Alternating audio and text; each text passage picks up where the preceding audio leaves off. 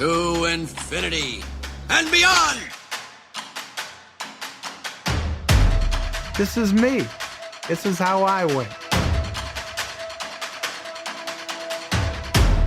Were you rushing or were you dragging? Answer! You're a wizard, Harry.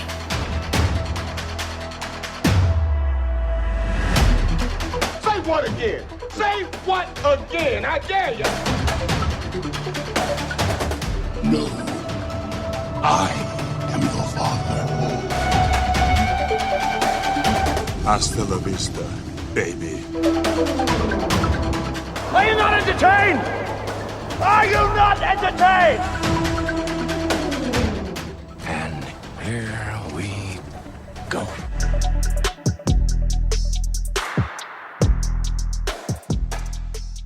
Welcome back inside the film room 2021. I'm Zach Goins here with Johnny Sobchak. Johnny, Happy New Year, my friend. Welcome back to the podcast. It's been a while. How are you? We haven't talked since last year. I know, man. I can't believe it's been so long since we've interacted. Even before that, because it was a holiday episode that you were out for before that. So it's been about 3 weeks, 4 weeks since we last had a classic Zach and Johnny pod. Yeah, so probably more of a welcome relief to the listeners than it is to necessarily you, since we still talk and communicate on a regular basis. But yeah, I'm excited to be back. I'm doing well. You know, the holidays are kind of wrapped up now. It's all the way up to January 4th somehow. I don't know how that happened, but I guess I'll time. The vacation time is over. It's time to get back to business. Yep. Unfortunately. Unfortunately, but fortunately, I think we can all agree 2021 is a welcome sight, especially on the movie side of things. You know, if the schedule stays how it is now, it's going to be, I think, a landmark year probably in a lot of ways.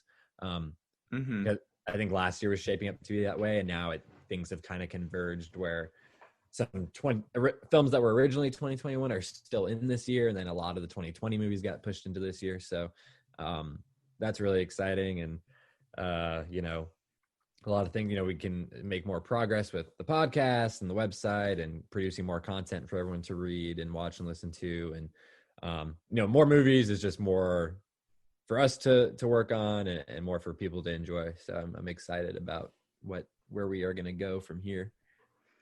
For sure. Well, I mean, that's a lot looking forward. But today, as you mentioned, it is January 4th. So there's not really much 2021 wise to talk about. And since we missed the last couple of weeks of 2020, we're doing some Christmas Day releases, finally getting around to it. Today, we are doing a double review. We're breaking down Soul from Disney and Pixar that came out on Disney Plus Christmas Day. And we're talking Wonder Woman 1984 that hit HBO Max and theaters on Christmas Day. So two different, we feel very differently about these two movies, so it'll be a nice split down the middle, I feel like. But then after that, we will be chatting about our top 5 movies of 2020. We'll each reveal our lists. We've got them on the website already, our top 10, so if you want a little wider net there, then you can check those out. But top 5 today. And before we get into all of that, you kind of touched on it. Do you have any, I think you posted one on Twitter, do you have any movie, film, inside the film room specific resolutions or goals that you're trying to tackle this new year in 2021? Yeah, so I mean, the main one I think that a lot of people can relate to is just the movie theater. You know, that situation where it was closed a lot of last year, and then even in the past few months, if they have been open, it's been, you know, the pandemic's been getting worse and worse, and you know, I haven't been back since early September when I saw Tenet. But, you know, I do want to go back as much as possible, you know, as comfortable and as safe as I can feel. The first, like, next big release that I'm kind of planning on going back to the theater for, it would be Judas and the Black Messiah, which is supposed to be on HBO Max as well. Is that correct? I mean, it's on the Warner Brothers slate, so it'll be on HBO Max regardless, and I'm sure I'll probably check it out at home at least once. But I would like to go back to the theater if I can.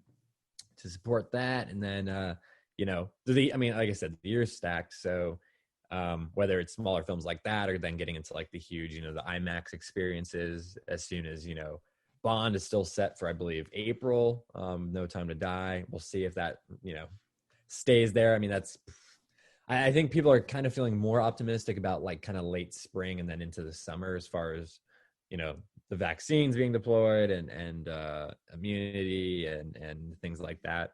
But, the back half is looking super strong. And then again, once we get into that window, I think is when a lot of studios kind of align their releases to start, cranking them out.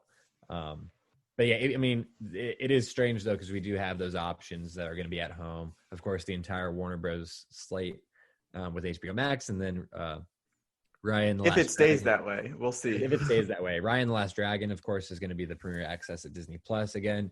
I do not plan to pay $30 for that, but I will gladly use my AMC, if that is still around, to go watch it in a theater.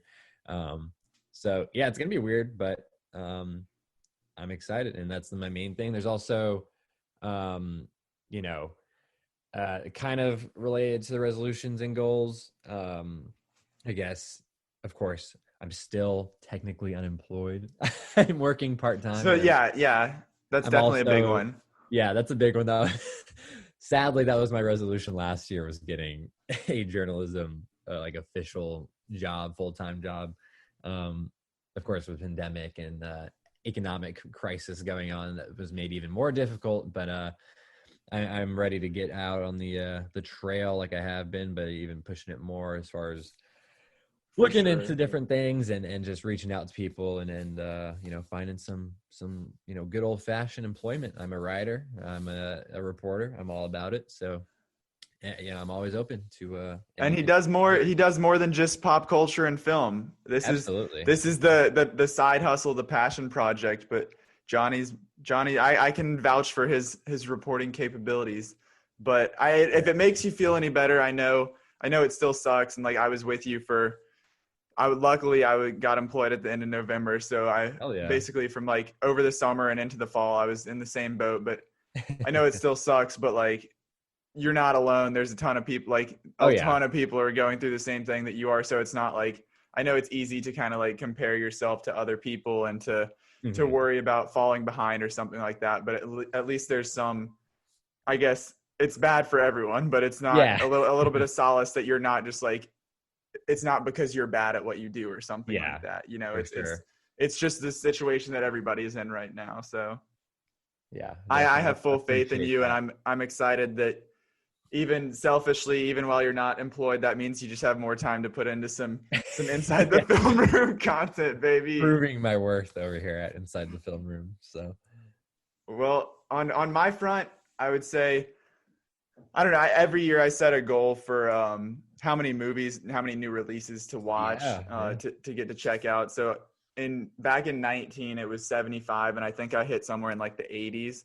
So I surpassed that, and then I've done 75 the last, I guess, going on 3 years now. But obviously, I only hit 61 this past year for obvious reasons with a lack of new release. There's only so many. I didn't just want to like pump out some Netflix originals to try and meet that quota. Yeah. So hopefully, as you mentioned, as things get back to normal, fingers crossed, I can get back up to 75 again. And then on the Inside the Film Room front, this is where you all come in, you listeners out there. I want to get us to 2,000 Twitter followers. That's a big goal right there. We are currently at, pulling it up, 1,133. So if we have anything like we did this past year, we went from about 600 to now 1,100 and change. So we basically doubled in the past year. So hopefully we can, I know that's incredible, like exponential growth, but hopefully we could kind of stay on that track with Johnny over here breaking. If Dune comes out this year, we are a lock for that with how much stuff Johnny's pumping out. Serious content happening on that front. So. And along those lines, I'd say I want to do, for us, I want to be able to do some more video content. That was a lot of fun doing like the trailer release or the trailer reaction, and then a couple interviews that you did and that I did. And so being able to just kind of do that stuff and expand from just podcast, just writing, just social media to kind of develop that YouTube front a little Yeah. bit more as well. So For sure. I had kind of, it's easy to forget that we did do that big, Dune trailer reaction and kind of breakdown. But that was a huge deal for us. I mean, that was by far our biggest video on our YouTube account. Last time I checked, I think it was like 6,000 views or something like that. Yeah, it was definitely in the sixes. I don't think it got up to 7, but so, and that's awesome. Like, we're super appreciative of all that support. And with even, I mean, that was a movie that had been planned for release, obviously, much later in the year, and they had, dropped the trailer, and then soon after, they were like, okay, we're not going to actually release this. But again, if things all stay the same, I mean, there's going to be a ton of huge trailers this year. And, even apart from what we did on YouTube and doing the reaction and everything, I, of course, did like a serious, like heavy, trailer analysis article for people to read. I did the same thing for the Batman trailer. So I'm excited to do more of those, whether it's, Spider-Man 3 or the Matrix 4, big films that are coming out later in the year and stuff we haven't even seen any footage from yet. Or whether it's maybe just, Dune and Batman again, because I'm sure we'll get new trailers for both those films this year. That's another thing that I'm kind of excited about, and, just different lanes and different things that we can do to keep people interested in things that people are going to enjoy. So that's the goal. I mean, with Dune on the brain right now, talking about that, I know there's been some developments in I guess the world of Discord. Johnny, you're kind of rallying the troops, getting ready for October. Is that correct? Yeah. So it's weird. It was just 2 days ago over the weekend. I had someone at me on Twitter, and someone I haven't really interacted with before. I believe on their handle is Adept Sharon. I believe I'm pronouncing that correctly. And I believe they seem to be based in Slovenia. That may or may not be correct. Johnny, you're an international Dune reporter. But they added me on Twitter, and they're like, hey, I think it'd be really awesome to do some sort of like big countdown. And they already had like kind of a little graphic put together of it to show how the movies would align with the months like leading up to Dune and in October. And I was like, that might be, I quoted it and I was like, hey, would people be interested in this? Like, I would definitely be down with, setting up some sort of Discord server, and we could, schedule it and, come up with a plan that works for everyone, and then just kind of have fun like throughout the year watching his movies and discussing them and everything. And that quote tweet got like 100 likes, and people were, replying saying like, yeah, I'd totally be in, all that. So I worked with Adept Sharon to I got the server together. We walked through putting the graphic together. And so, yeah, we have this big Denis Villeneuve filmography kind of countdown to Dune. The Discord is up. We already have over 30 people active on it. And the invite link, because you need one to get onto the server, I'll just read it out real quick. It's going to be discord.gg/G, X, H, M, C, 4, Y, W, X, E. And that should never expire. If you're listening to this and want to use that at any time during this year, you're more than welcome to join. And we'll put that on Twitter and in the timestamps of this episode description as well, in case you didn't catch Johnny's reading. Yeah. But yeah, so it's been really cool. As of now, what we have kind of figured out for the schedule is initially we were just going to do his like most popular and later releases for his feature films. So starting with Polytechnique in March. But we since have decided to add his first 2 feature films as well from like the early 2000s and late 90s. And so that kind of early round, we're going to combine a little bit. And so it's going to be the weekend of January 22nd for August 32nd on Earth. That's his first feature film. And then Maelstrom, which is his one from the early 2000s, is going to be February 12th weekend. So that would be like Valentine's Day weekend. And then we're going to go from there. The infographics are on my Twitter. You can definitely go look at that, but it's basically going to be, we're kind of aligning it so it'll be the first weekend of every month, because Dune comes out on the first weekend of October, of course. But yeah, so just spreading it out, and that whole weekend window is kind of open. The first viewing or showing would be on that Friday evening at 8 p.m. local time.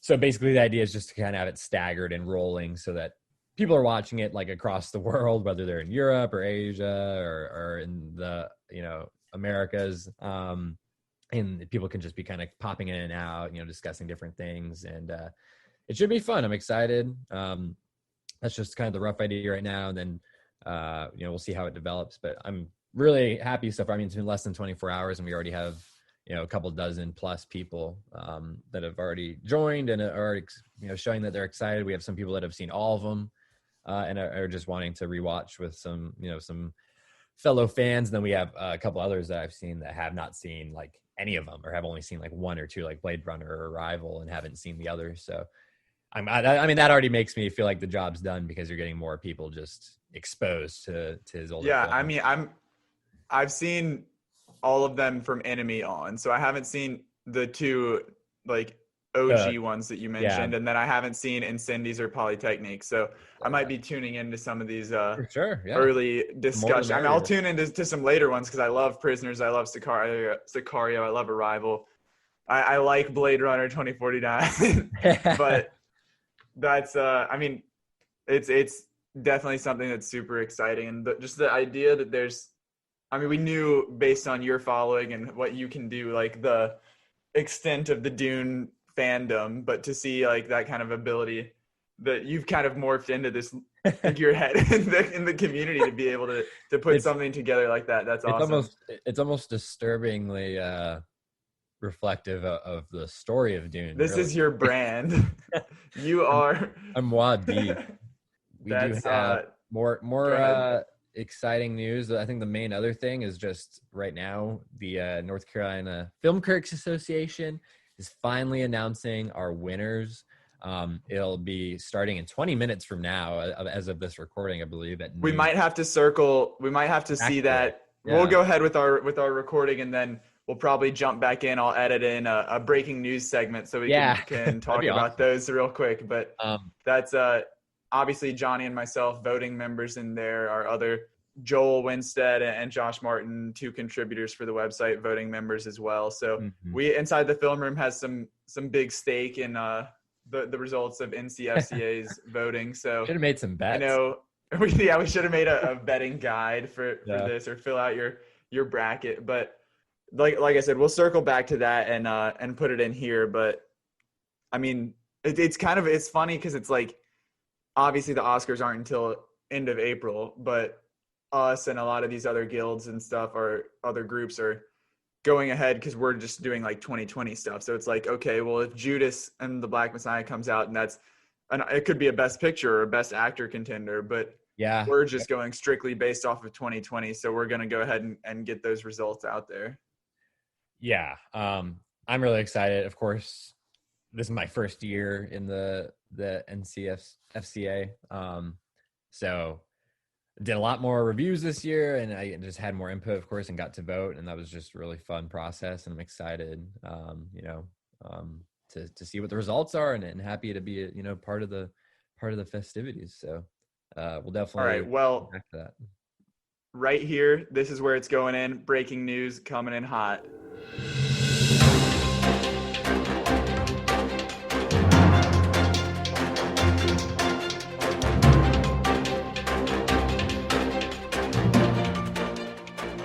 Breaking news. I told you it would happen. It's here. NCFCA award winners. We're here to break it all down. The biggest of them all, a surprise, I would say. Best narrative film goes to Minari. That's Lee Isaac Chung's A24 film, starring Stephen Yeun, Yeri Han, Alan Kim, and another surprise, Yoo Jung-yoon, the best supporting actress. What a pleasant surprise, would you say? Yeah, I mean, I certainly wasn't expecting this. I know you wanted Nomadland, but I think this is like a very delightful film. It was in my top 10. I think maybe like 6-ish, but I'm pleased Yeah. with this. I think that I personally voted for Promising Young Woman. I know you were on the Nomadland hype train, but you were also on the Anything But Chicago 7 train. So this is a Yeah. win for you, I think. Yeah, no, I mean, this was my it's preferential ballot. So Nomadland, as you said, was my number one, but this was my number two out of those 5 that we had the options of voting for. I would have been fine with pretty much any of them except, like you said, Trial of Chicago 7. So I am pleasantly surprised to see that did not end up in there. But Minari, it's a good one.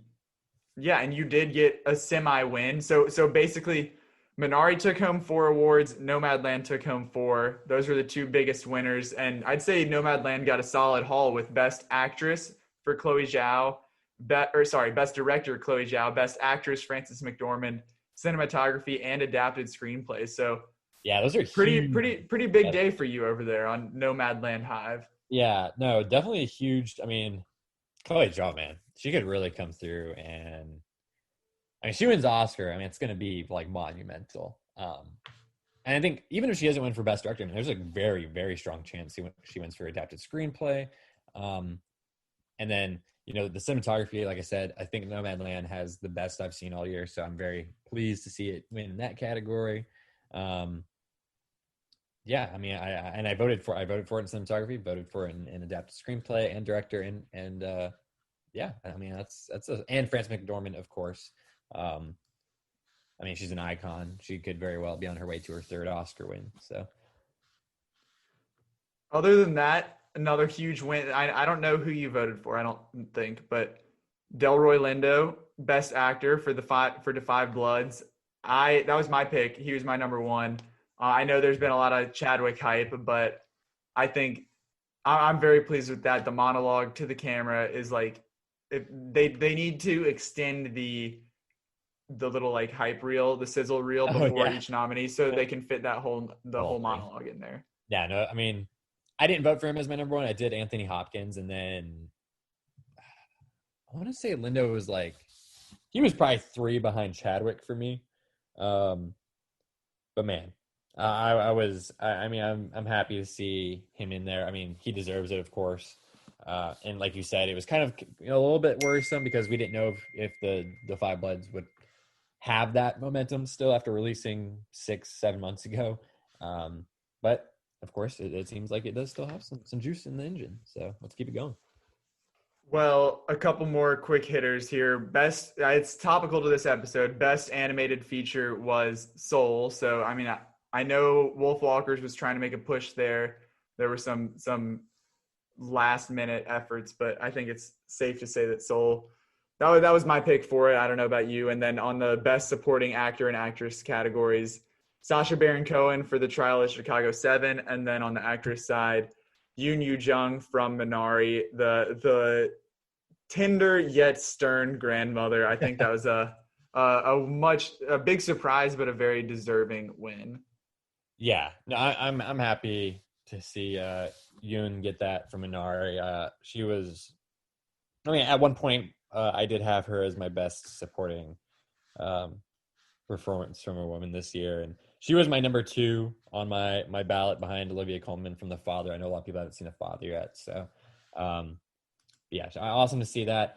Sacha Baron Cohen, he would have been number 5. I cannot believe that he won. No, that's whack, for lack of a better term. With all due respect, sir, that is whack. He was not. I like that movie, but he was not my pick for that. Because that's a stacked category. Chadwick for Da 5 Bloods, Bill Murray on The Rocks, Paul Rossi from Sound of Metal, and David Strathairn for Nomadland. Yeah. So I mean, I think he was probably towards, even for me, someone who liked that movie, he was towards the bottom of my he was number 5 ballot for me. Would have liked Paul Rossi get for Sound of Metal. Like I said, I just mentioned David Strathairn. He was excellent in Nomadland. But yeah, a little shocking, yeah, especially with Chadwick in there, and there's been so much support for him, obviously. Right. But it is what it is. Well, those are the award wins. It's on the NCFCA's Twitter and website, and we're going to have a piece about it as well. So thank you for the interruption, and now back to your regularly scheduled program.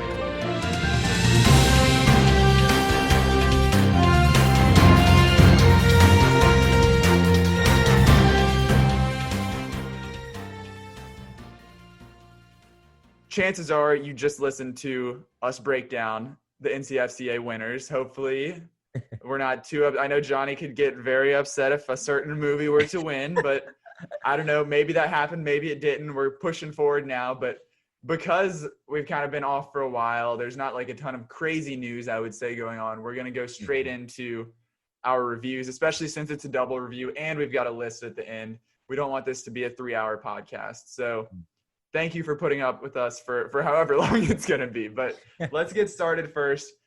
Let's go on the positive side here. We're going to go with Soul first, the latest Disney Pixar animated film. It's coming from director Pete Docter, who is I'd say the Pixar ace with Inside Out, Up, Monsters, Inc. under his belt, and obviously like a producer on a bunch of other ones. If it's a Pete Docter film, you know it's going to be good. You know it's going to hit you in your feels. Mm-hmm. So this one right here, starring Jamie Foxx and Tina Fey, is the main voices. 95% critic score on Rotten Tomatoes, 89% audience score, so pretty in line there. Johnny, what's your score before we get started? I think I give it probably a solid 80 out of 100, trending up more than down. Right. 4 out of 5, basically. Strong 4 out of 5. Yeah, this for me was actually a 5 out of 5. This was, I know obviously Soul came out. I watched it at the end of November, and it was my number one film of the year, number one movie. And then I rewatched it like shortly before Christmas, and it stayed put. I gave this a 96 out of 100, but then Promising Young Woman came in, saw that at the buzzer, and it took over as number one. So this is not, dang, I'm spoiling my list for the end of this episode.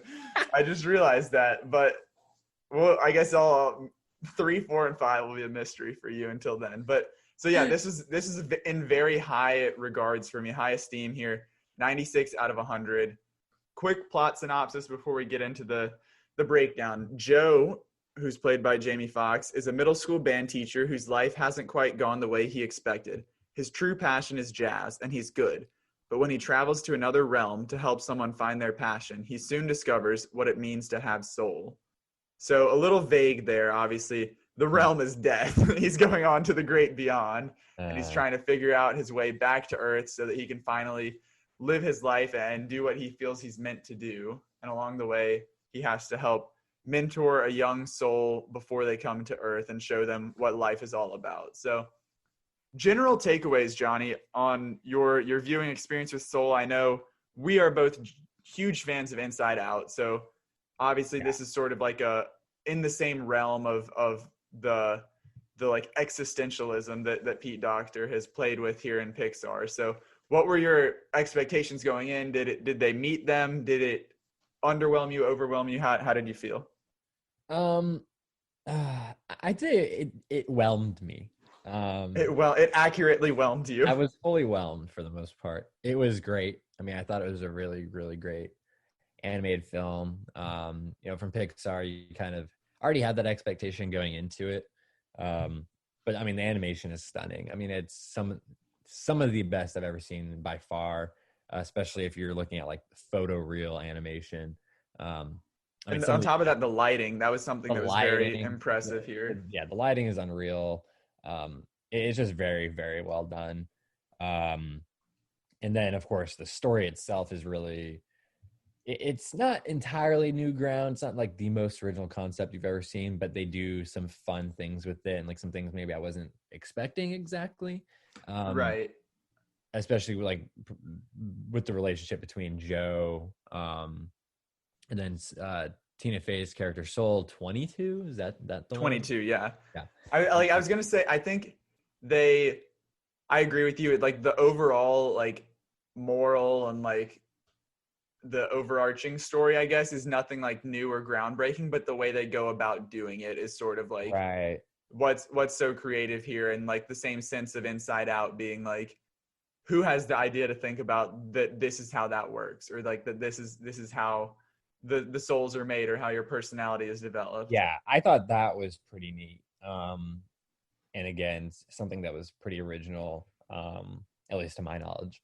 And it was funny. It had the, a good amount of humor in there, but also I thought it very mature with its themes as well, and just the way that it handled talking about, life and what is your purpose, quote unquote. And, you know, kind of, I think this also, I think, hits especially hard if you're like, for someone like us, and we just, got out of college like fairly recently, or like still kind of like trying to find our footing, like creatively or professionally, and like things like that. Mhm. I definitely can relate to some of that stuff, even though I'm not a middle-aged man like Joe is, or like an artist like that. But no, I thought that the message was strong. And while I do understand some people's complaints about it, and I do think one thing in particular that I wasn't like crazy about was the ending and just kind of how it's all resolved, because it does feel like they Mhm. had a very like powerful and somewhat like darker conclusion that they could have gone with, and they opted to not go that route. And then they remembered that it was also like a kids movie. The kid movie. But yeah, so I did enjoy it definitely for the most part, with just a few minor things, I'd say in general. I Yeah, think it's I'm. still up there, but not like the best of the best. Yeah, I mean, that was something. We'll circle back to that before we kind of close out of like where it falls in the rankings and all that. Yeah, But I'm with you. I really enjoyed it. Obviously, I was I love that sort of like when I think Pixar, like the very best of Pixar are the ones that like make. I guess it's kind of like, and my preferences change as I've gotten older. Like it's not yeah, just like, oh, show me a cute, funny animal. It's like, no, when Pixar like hits you in the feels, when they make you cry, when they make you contemplate life, like, and that's something that this movie is like very much in line with. I think that I'm with you on the ending. I wish that they could have sort of like not necessarily like darker, but not like the everything's wrapped up in the yeah, end with a bow on it, like that perfect ending. But I think this was a very strong return to form for Pixar. Like this was the second of two movies that came out this year, Onward being the first one back in, I guess that was February or March, early March, right before theaters shut down, I think. yeah. But Onward was, I know John, you're like higher than most, or at least higher than me on Onward, but I'm higher um, than most for sure. I liked Onward a lot. I still liked it, but I thought it was sort of like middle of the pack It, Pixar. it also, I will say too, on the emotional front, Onward like knocked me on my ass because I was not anticipating where that movie was going. And I definitely like got some solid tears out of me. With Soul, I very much expected it to get some tears out of me, like especially with Pete Docter. I mean, Inside Out always makes me cry. Like I cannot avoid it. Right. And I Up feel is like glorious. But this one didn't. I mean, it got me a little misty eyed maybe at towards the right. end. I feel like Soul is more of like Onward is the I agree as mixed as I not mixed but like middle of the pack as I was on that as a movie as a whole. I thought the Yeah, finale was excellent and that it definitely packed a huge emotional punch. But Soul is more of just like contemplative and like yeah, I had like I didn't cry or anything and I had like maybe like like you misty tear or misty eyed or like a single yeah. tear. But like I was sort of expecting to be like bawling, but it was more of like a this is beautiful kind of single tear, not like a oh my gosh, this is so sad or like my heart's getting ripped out. Like Agreed. so like that, I mean, that's a different thing. But what I was trying to say originally is that Onward was like, despite what you have said, it's kind of like seen as like a middle of the pack Pixar movie, I would say. And then Yeah, prior to that, 4 out of the last 5, I believe, we had Toy Story 4, Incredibles 2, Coco, Cars 3, Finding Dory.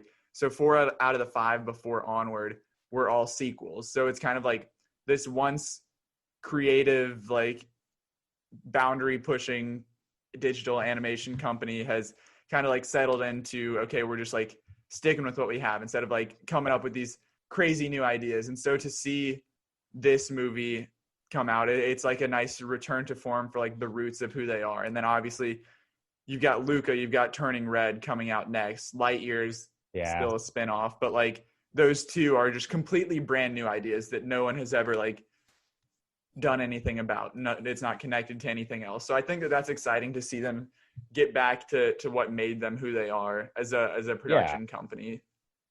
Yeah, I mean, it's always encouraging.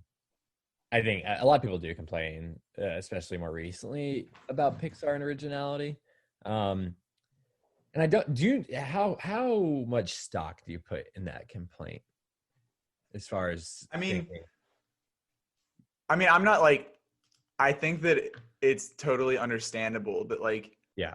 okay, Finding Nemo is incredible. Let's make a second one. Or like, I think that it's just the fact that like maybe for that window of time from 2016 with Finding Dory to Onward being released, that it was like, it used to be like, okay, well, we're going to go Ratatouille, Wally up, then Toy Story 3. Then we're going back with Brave, Monsters University, and so, like, it wasn't like 4 out of 5, you know? So I think that kind of just like that concentration of them is what really made that argument or that complaint come up. So like, I still love all of those movies pretty much, Yeah. even if they are sequels. So it's not like I'm like upset about that. But like I said, I'm excited to kind of just venture into uncharted territory. Yeah, and I think that's pretty fair.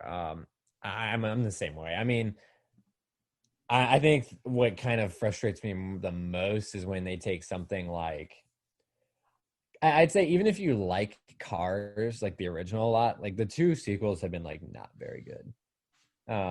Never even saw them because I hated the first Cars so much. Like I like the first Cars, I did not like the second one. It's just and then the third one I didn't even bother watching. I think it's pretty bad when you don't even care to watch a Pixar movie. I mean, as like the premier like animation studio, and also I think a lot of people, even as someone who thought Toy Story 4 was like well made, It's I totally still wish that they unnecessary. hadn't done it in a way. I liked it. I watched it. I enjoyed it. It was incredible. And But I never still feel like wish they watching hadn't made it. again. I also never feel like watching it again, really. Like I got what I saw what they did with the characters that I watched and loved like since I was like an infant. I don't like need to see anymore. I think the Lightyear thing could be a fun because it's not dependent on those other characters. Like it's kind of its own thing in a way.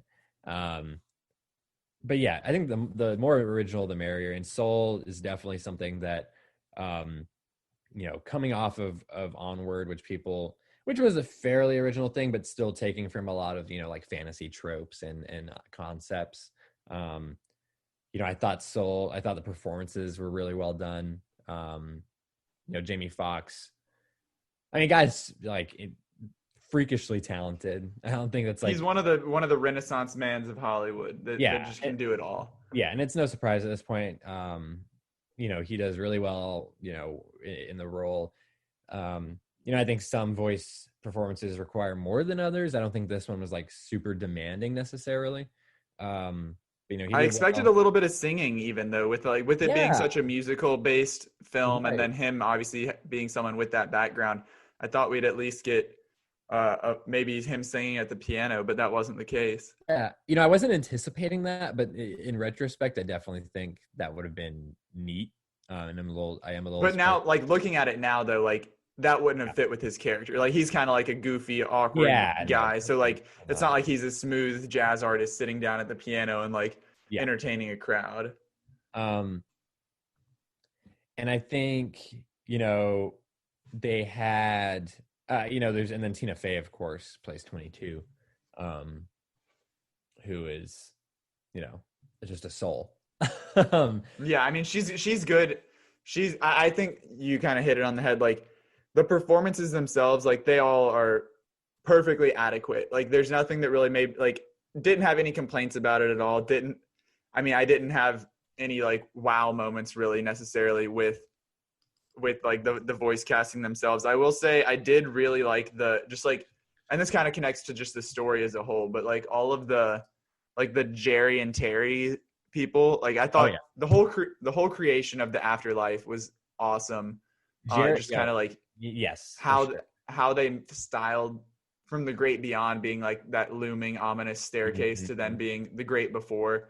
But I don't know who to credit because there's like 3 different counselor Jerrys on IMDb and like there's one Terry. So Rachel House was Terry, but I just kind of like, they're like, I don't even know if the accent was like kind of like Scandinavian, like Swedish almost, I want to say, but I don't know, just the way that they're like so positive, like quiet coyotes, quiet coyote. Like I thought those were all like from the design of it to like Yeah. the voice acting as well. Like I love thought that. that those were some of my favorite parts. I totally agree. I thought that was some of the funniest stuff. I thought it was some of the most imaginative and visually stunning parts of the film. Because it was a great contrast, like you said, to not only that staircase situation, but then the real world, of course, which was very photoreal. What you see is what you get basically, but it was done to like a incredible degree. Where here it was like more like impressionistic and very, very ethereal. It felt like it could be a real place. You know what I mean? Right. It was very abstract and the way that they were able to carry that over too when Terry went to Earth, like the way that he was like sliding along in the different lines of a building or something love like that. The kind of like in disguise but still there. I liked that a lot. Yeah. And there's one of the funnier parts was when like the baby souls when she's just scooping them up and like putting them in, they're like riding on her. And then there was something where they were saying, when she just goes, I can't remember the adjectives, but she's like, you two will be overly confident and you three will be, and just like blatant, just like no like sense or anything into how they're deciding things, just like randomly assigning major personality traits. And I thought the what were they chanting? Like someone said something and then they were chanting that they were going to, oh my gosh. I don't remember the specifics, but I know what you're talking about. It's like it's like when little kids hear something. Was it and ass? Just, like, it was like something like a curse word or something like hell. I think it was hell. Hel. He said, "Is this HE double hockey sticks?" And he's like, hell. Yeah, and then they're just bouncing all over the place. That was funny. But yeah, no, I thought they struck. I would almost, man, maybe this is the Inside Out fan in me, but I would love to see some sort of movie that takes almost entirely place in that world. Just because I'm with you. I think it would be cool to have some sort of like, obviously Pete Docter did both of these. They're both very dealing with like the existentialism, who am I, the kind of like contemplative life questions, but also like, I feel like these two departments work hand in hand, like joy and anger and all those personality traits over there work hand in hand with Jerry and Terry. Like they're in communication in some I'm sure that he has some blueprint of how like his worlds work together. That this is all like in the same existing universe. So I think that'd be super fun. I mean, I'm not asking for a third movie that bridges the gap between these two, but I just think I like the idea of that. Yeah, for sure. And I think what was paired well, especially with that kind of realm that was in the real world, was Trent Reznor and Atticus Ross's score. It maintained a lot of kind of their electronic sound, like something you might expect based on like The Social Network, I think was the one that kept sticking in my mind. But yeah, I mean, I thought it was definitely familiar, but still like different enough. I mean, of course, they also did Mank this year, which was very different from I think anything else they've done. This was more kind of what you would expect, and I don't think it was one of my favorite score. Like, a lot of people have been saying this has been their like top score of the year. I don't think I'd put this at my top, but I would definitely think it was a great score, and I thought it fit everything that they were trying to use it for. And I would, I think it's worthy of, being nominated. I mean, I nominated it for. I think this was probably my favorite of the year, I would say. I really, you mentioned just kind of like the blend there of like, that techno electronica, but then also like the kind of sweeping piano traditional, the jazzy score, and then also the jazz element that was, because it was Trent Reznor and Atticus Ross, and then John Baptiste I think was the third person who was in charge of like the jazz components, but that was like the way that it all kind of worked together perfectly. I really enjoyed that, and that like listening I mean, to they don't miss. the score. Yeah, like listening to the score while I'm writing or something like that. It's like a Yeah. nice blend of like a lot of different genres. Yeah, for sure. But yeah, I mean, I think Soul. Again, I haven't revisited since I watched it the first time, which was over a month ago now, probably. But I mean, I there's no denying. I think it's like even objective. If you just like looked at it objectively, it's a great movie. There has been some dissenting opinion, but I think overall, of course, just looking at like Rotten Tomatoes, like we already did, people are mostly enjoying it, mostly connecting with it. I think the fact that it's on Disney Plus, and came out on Christmas was, the right timing, the right messaging at the right time. And I have three questions for you. One's a quick one. You just said it, regardless of like genre, it's a great movie. Do you see this being a Best Picture nominee? Man, I think it would be worthy. I think I could see it. I mean, I could see it based on sort the of what was year, it? It was Toy especially. Story 3 the last Pixar? Toy Did Toy Story Story was 3? the last one. But then again, Inside Out didn't get in. Coco. But like you mentioned, this is the year for it. I feel like That is based true. on I think the year definitely maximizes its potential.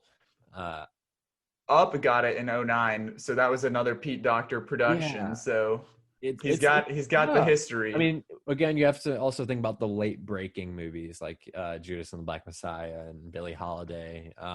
Malcolm and Marie. Malcolm and Marie. Man. If I had to bet one way or the other, I'd say that the just absolutely overwhelming support for it would probably get it in. But I don't feel like super confident either way necessarily. Yeah, I mean, I'm not gonna bet the house on it. I would be happy if I saw it, but I'm not like super. Yeah, I think I'd be happy on saying that it will be. But if nothing else, it would mean Pete Docter gets more recognition than he should have got for Inside Out, probably.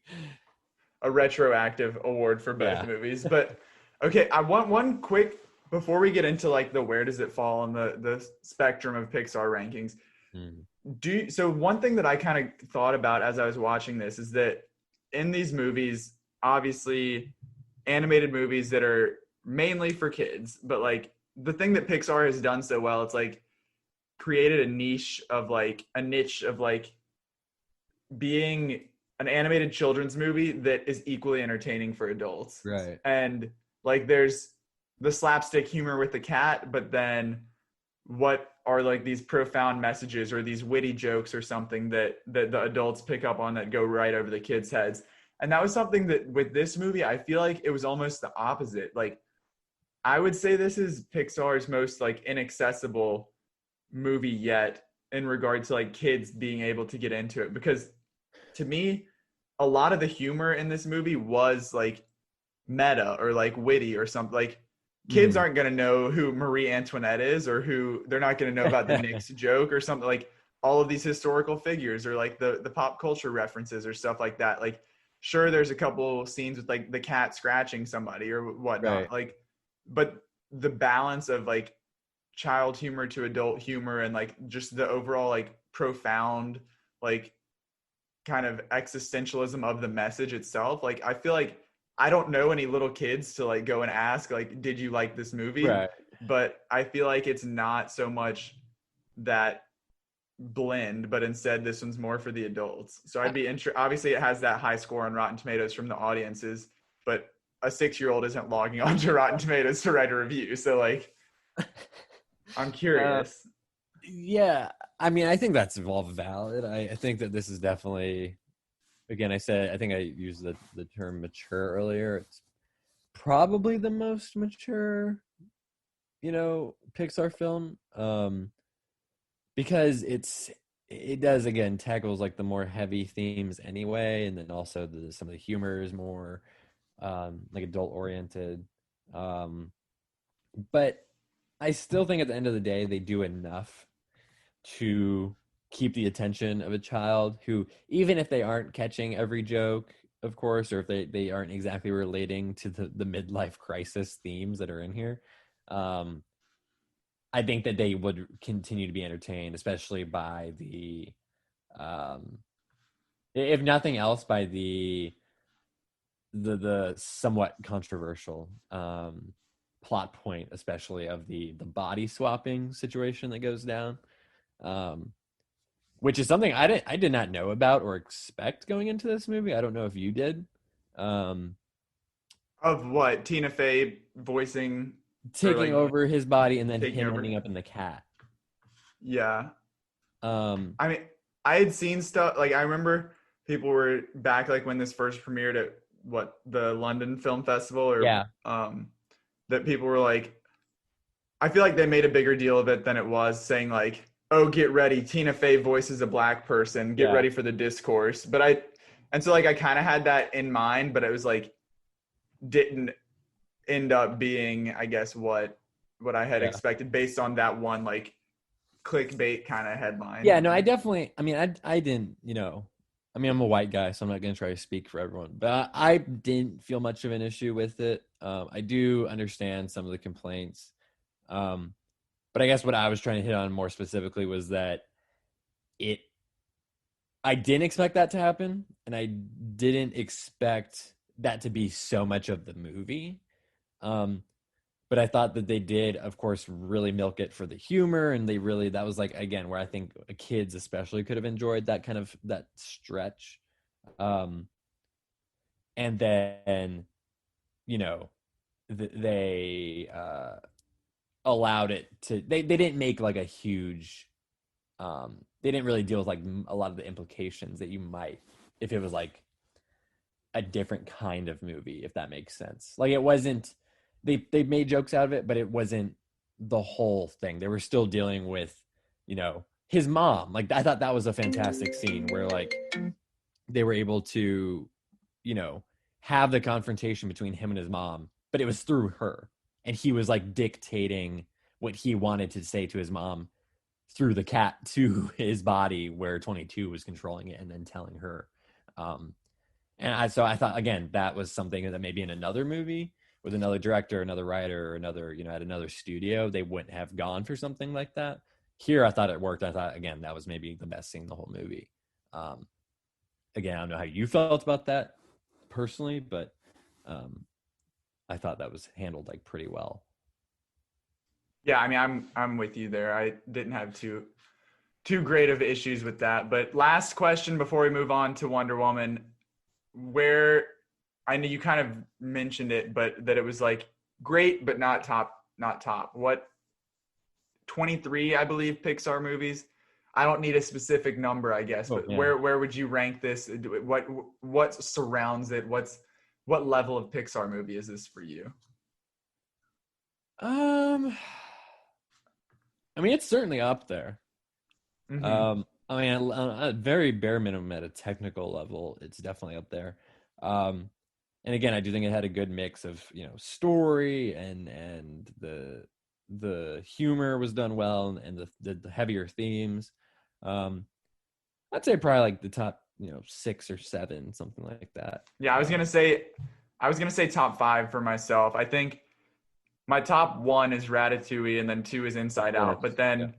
But then three, four, and five kind of just rotate depending. So not like I would say if I had to do it, Ratatouille, Inside Out, and then three, four, and five are some combination of Soul, Coco, and Toy Story 3. So Yeah, there like you go. those kind of depend on what I've watched recently, what mood I'm in. But the one and two are a lock. So I think this is definitely up there in the upper tier. And I think on top of that kind of if I had to go, I think rewatchability I think plays a lot into speaking like your own personal enjoyment, of course, but also how much you kind of get out of it. Um, I think I would rather go back and rewatch like any of the Toy Story movies, like not including 4, um, or like Ratatouille or Inside Out, um, before I would necessarily like go back to this one, maybe. Um, and maybe that's nostalgia, or maybe that's something else. But while I did really like it, it's not like, oh man, I can't wait to watch it again. And I have had the ability. I mean, it's on Disney Plus. I can watch it literally any day I want to, but I haven't. That's not like a crack on the movie necessarily. It just personally, I didn't. I'm not like, okay, I have to watch this again. Like I love this movie. It was just, this is really great, and you know that's kind of it. I'm with you. Shall we transition into the lesser of the Christmas Day releases? Yeah, honestly, I'm not talking news of the world, because that is I'm the almost least more of the Christmas excited Day. to talk about this than Soul, just because I think That's not good news. That means Johnny's gonna get on a rant here, panning a movie. baby. I hate to do it, but panning a movie is always more fun, I feel like, than praising a movie.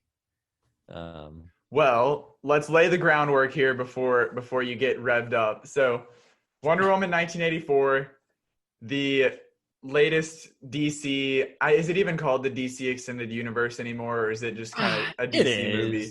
It is. Like, I still rank this in like those group of movies. Yeah. Like, if it's still connected to an extent. So It is for sure. this is the sequel. Patty Jenkins back again after Wonder Woman in 2017. Gal Gadot. Gadot. I got made fun of by Johnny last time for saying Godot. Gadot. But she is back. Chris Pine as well, returning as Steve Trevor. Kristen Wiig joining as the villainess Cheetah, aka Barbara Minerva, and Pedro Pascal plays Maxwell Lord, another villain here. Oh yeah. Rotten Tomatoes, critics score 60%, which they were strategic in their their rollout, their screenings. So this opened certified fresh, I want to say in like the 80s. And then once it became more accessible to more critics and to audiences and whatnot, it quickly lost its certified fresh, dropped down currently at a 60% critic score, 74% audience score. I personally gave this a 55. Johnny, any number that you can put on this movie? Maybe like a 45, 40, something like that. Okay. Lower than you. Lower than you for sure. Yeah, I mean, I kind of, that's a generous 55, I would say, just because I mean, there were some exciting parts in it that were like decent. They were like fun to watch, but I mean, we'll get into that plot quick before we go too far on a tangent. Diana Prince, Wonder Woman, lives quietly among mortals in the vibrant, sleek 1980s, an era of excess driven by the pursuit of having it all. Though she's come into her full powers, she maintains a low profile by curating ancient artifacts and only performing heroic acts incognito, despite having her face out in public. Like, it's not really incognito. She's like in the same area where she lives and works. Incognito. That's another point. Her shushing people nearby and telling, like, kind of just winking and saying, "Hey, I'm secret." Exactly. She doesn't even like wear glasses like Superman or something to disguise herself. But anyway. Soon, Diana will have to muster all of her strength, wisdom, and courage as she finds herself squaring off against Maxwell Lord and the Cheetah, a villainess who possesses superhuman strength and agility. So, this, again, first Wonder Woman took place, that was World War I, correct? Yes, sir.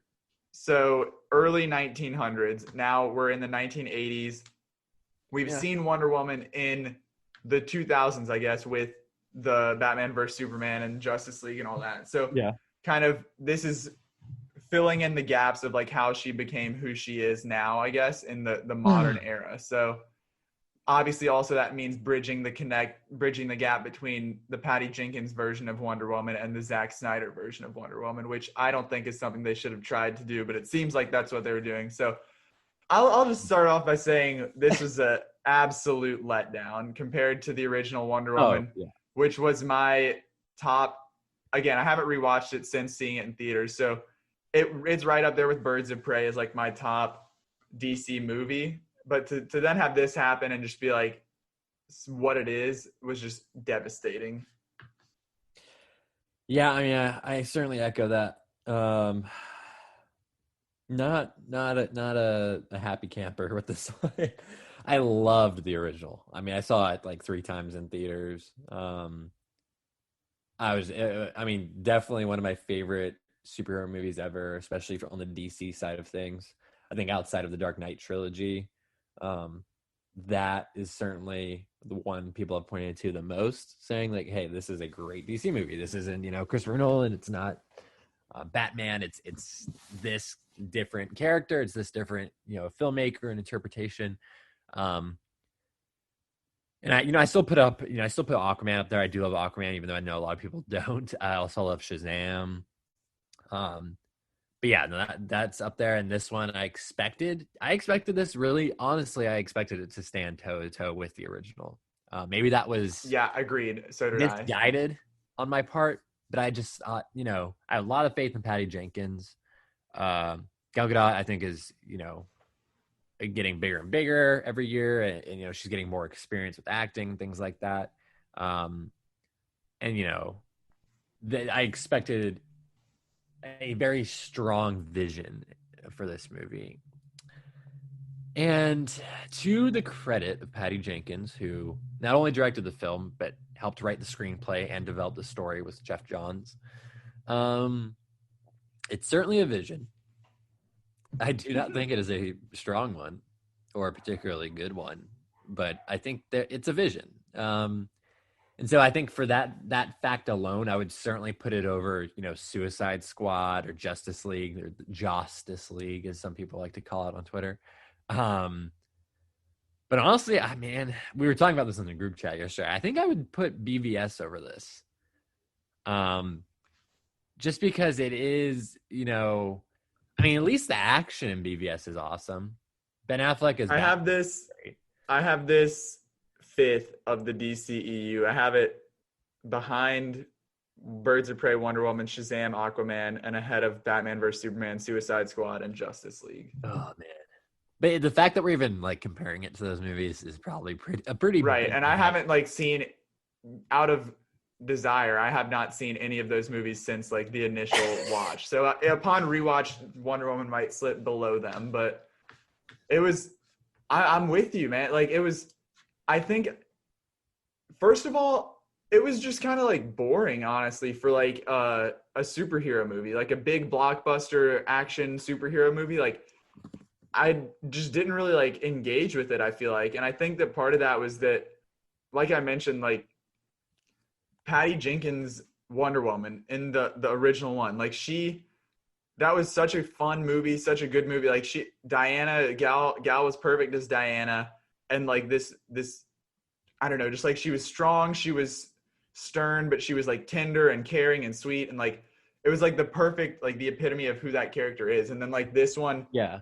Obviously she's mourning the loss of Steve. She's kind of isolated herself and secluded herself and just kind of, she's changed. But I feel they were trying to justify who we saw as the modern day Diana in those Zack Snyder movies. And so it lost the feel of the Wonder Woman movie, of who Patty Jenkins Diana was. And with being in a setting of the 1980s and all those rainbow posters and just the music and everything, it seems this was going to be such a fun and lighthearted and exciting movie. And it just didn't have that feel. I'm totally on board with you, man.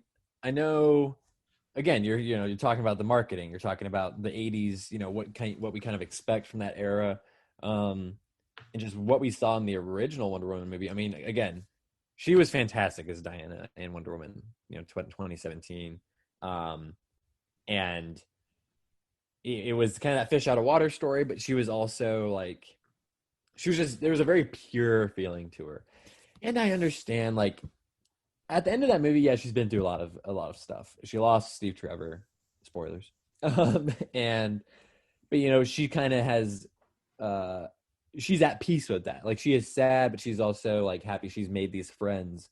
She has, she defeated Ares. She ended the war, and I understand that this is decades later, and she's lost all these people now, and she's kind of feeling maybe secluded or something like that. But if you want to tell that kind of story, you have to do something else, because this is not it. What they tried to do with Max Lord and Cheetah and the tones were just all over the place. I don't think the tone of the general tone of this movie, what they were aiming for with the 80s kind of cheesy, kind of campy style, was completely at odds with kind of what maybe they were going for with Diana as a character. I also think that yes, they embraced 80s have been hip ever since Stranger Things, basically. Like that's like Stranger Things kind of like skyrocketed that time period again. It like revived that time period into like mainstream pop culture and just like the obsession with it. But this was so like over the top. Like, hey, did you guys know this movie's set in 1984? Like, there are some periods where it's just like a montage of like the mall or like the style or the music or the cars or like it's like hitting you over the head. I'm not expecting it to be like necessarily like subtle about like the time period, but it's just like we get it. It's the 80s. You don't need to show us a quick flash to a fanny pack and then to like a jean jacket and then like a jelly bracelet or like, you know, like it's just not like a necessity. It's so over the top. Well, you know what I think is funny? I agree with your sentiments about that for sure. But what I thought was kind of ironic was while that is true, I thought that the fact that it was set in the 80s didn't really dictate the story at all. Like if you took this story and set it in the present day, there would be like the same things could have happened. Yeah, there'd be no difference.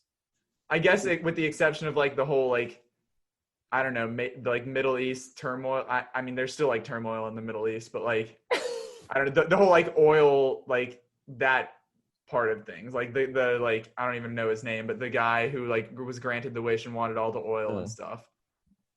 Yeah, I mean, even then, you could definitely set that now, I think. Or the 90s or the 70s. Like, ultimately, the fact that it was set in the 80s didn't really have much to do with the story, in my opinion. Yeah, you got the aesthetic and you got, you know, the clothes and all that kind of stuff. But even at that point, they didn't use much, like, you know, they didn't rely too much on, like, 80s music. Like, I don't think there was, like, many, like, maybe one pop track or something in this movie. But outside of that, there wasn't really anything. You know, they have the hair and the makeup and some other things, but ultimately it felt kind of like, what's the point? And even the subtitle, 1984, you know, 1984, when you hear that year, it implies a lot of things, you know, relating back to the novel or some, like, you know, of course, talking about George Orwell and Orwellian, you know, dystopia and Big Brother and all these other things that are associated with that. And so coming into it, I kind of expected that, you know, maybe they're going to hint on, like, you know, it's set during the Cold War, of course. But, you know, the Cold War doesn't really play much of a factor into this, honestly. Yes, other than just like people asking for nuclear weapons. Like, yeah, but that's still a thing that happens. That's today, yeah.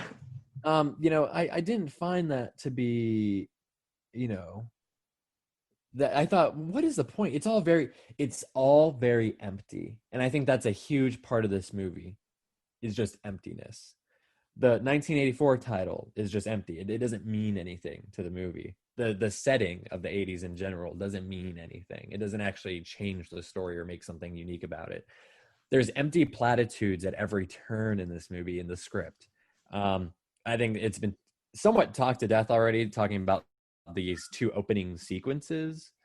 There's, of course, the mall fight scene, which is very 80s, very campy. And then, but before that, there's like a 15-minute kind of prologue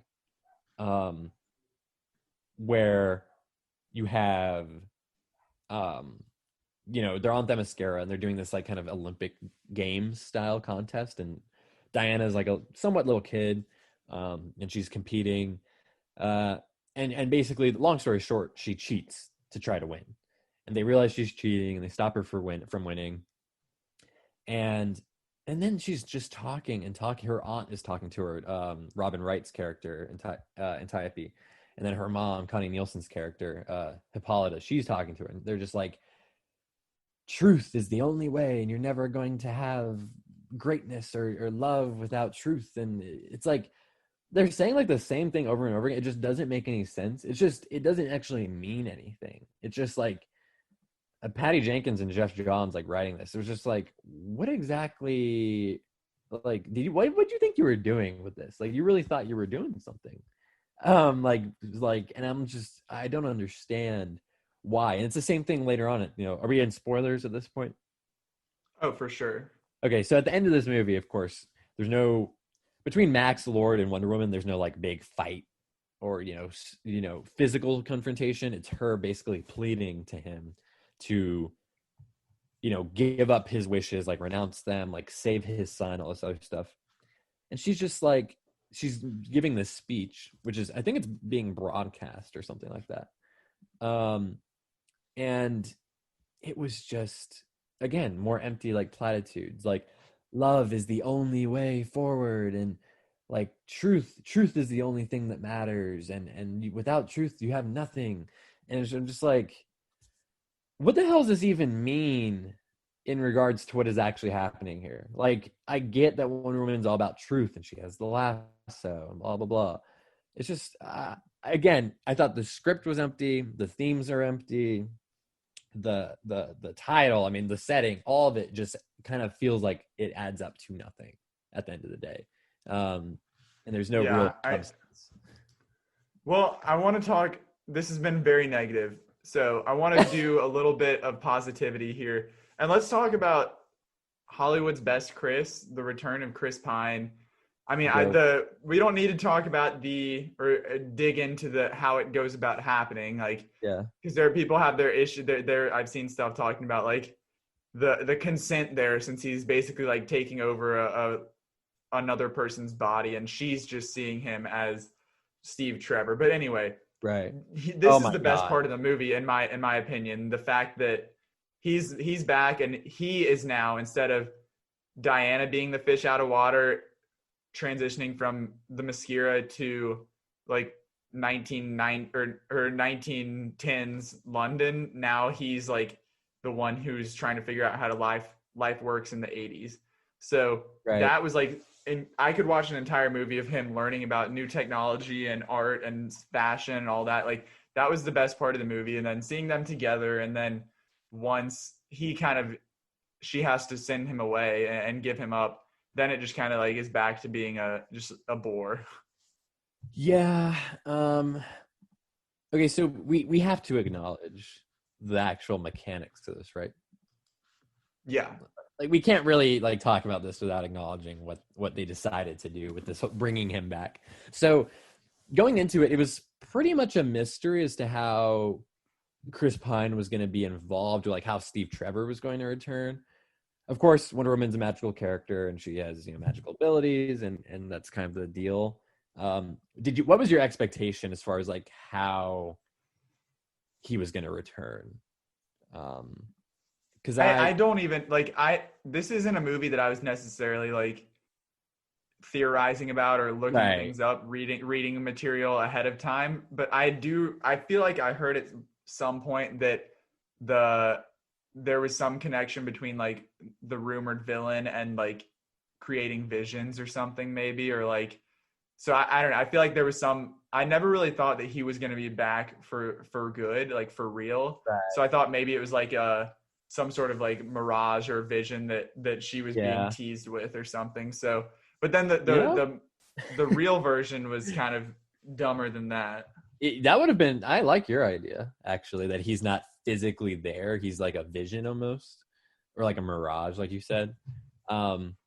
Yeah, I guess I just thought that she was going to wish for him back, and he was just going to like physically form, he was just magically going to come back like in his body. Even though, of course, he blows up in the plane at the end of the first film, and we know his body is, of course, just destroyed by that. But it's magic. I mean, you can do literally anything, right? But for some reason, Patty Jenkins and Jeff Johns thought it would be a good idea to. I was so confused when they were depicting this in the film. I guess partially because I didn't expect them to go this route, but also it was almost kind of hard to comprehend the way they were like showing it. But basically this random guy is kind of like walking around this party and like calling out to Diana. And you hear him say things that only like Steve Trevor would know or would say. And so they're, kind of talking back and forth, and then the camera is like circling around. And then once it comes back around, he's Chris Pine, and he's like, okay, it's Steve Trevor. But he's not actually like physically there. He's in this guy's body. It's just the way that she sees him, basically, of like basically his spirit is inhabiting this other person's body, and it's dumb. And then they kind of do like the mirror flash of like, Yeah, and okay, this is what I see, but this is what the world sees. But they go back for to the his purpose of apartment. having Chris Yeah. Pine in this movie, we're gonna have it be this. And just like the moral implications of all that, like basically it's heavily implied that they like have sex. So I guess that guy just doesn't get to decide whether or not he wants to have sex with this random woman. And then secondly, on top of that, which people have like been talking less about, is the fact that they go on like this huge adventure. They go to the Middle East. There's this big action scene that happens. And like he's like in peril like a lot of the time. Like he's getting shot at, like he's jumping. Like this man could have died at the hands of Chris Pine. What happens if he dies? You know, does he go into someone else's body and like take him over? And they never. Does Chris Pine go away? Like Chris Pine dies, Permanently? and then the real person is back, and they just like wake up in the Middle East, and they're like, "Wait, how did I get here?" Yeah, like there's just a lot so of questions. There's so many questions. They don't even bother like addressing it. They like the very least they could have done was be like, "Oh man, we got to be careful. Like I don't want to mess up this guy's body or like something like that." Like At least acknowledge they it. don't even acknowledge it, and it's just so dumb. I'm not going to go on about this, but like the bottom line is it's so dumb because it's a movie. Like it's fictional. They literally could have come up with any solution they wanted, and they did this. And I would love, like, and you know, if we all know it and realize it, like fans and like reviewers and critics and stuff, like, of course, the people that wrote it and made it are aware of this very strange, like, you know, detail that they've created here. Mm-hmm. And they just decided to ignore it, I guess. They just were like, okay, this is we'll roll with it. Yeah, and Chris Pine, he's awesome. I mean, there's no denying that. And I'm glad. Part of me is glad that he's back because he does make this movie much more enjoyable than it would be. And I think that they have great chemistry together and they feel very real. But also, I mean, how do you think? I think it would have been a almost smarter idea if they didn't bring Steve Trevor back, though.